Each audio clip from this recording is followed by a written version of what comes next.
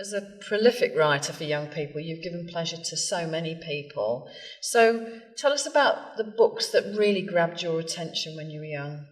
Well, when I was very, very young, I can remember very, very well the books by Beatrix Potter. I can remember Squirrel Nutkin and Peter Rabbit. So that's some of my very first books, along with some books that came in from France and were translated.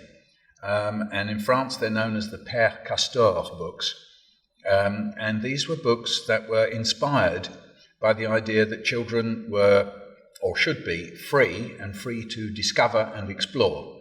And there's a set of them. In English, they were known as things like Mischief the Squirrel or Frou the Hare. And they're very famous in France. And these were the ones, they're the forerunners to the Puffin picture books.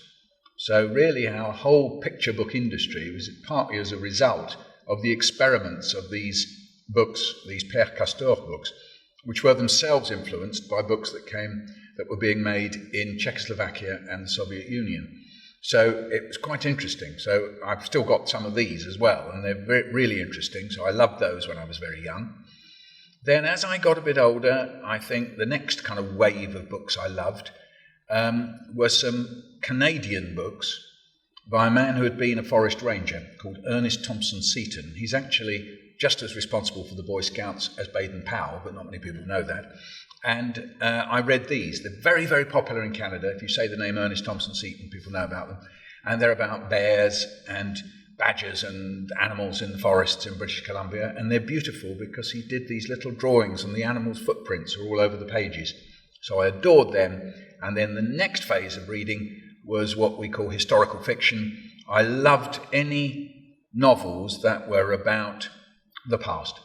So I liked authors like Geoffrey Treece, Rosemary Sutcliffe, Cynthia Harnett in particular, and I loved going into those worlds, and I loved the feeling of coming out of it, like when hypnotists say, back in the room. I loved the idea that I'd been there and then I could come out of it. And I sort of connected, particularly the Tudor ones, with Shakespeare, because my parents used to take me to see Shakespeare plays. So I kind of thought, oh, I know all about the Tudors because I've read these novels and we go to Shakespeare plays. So it was a sort of sense that I knew about the Elizabethans. I didn't, but that's what it felt like.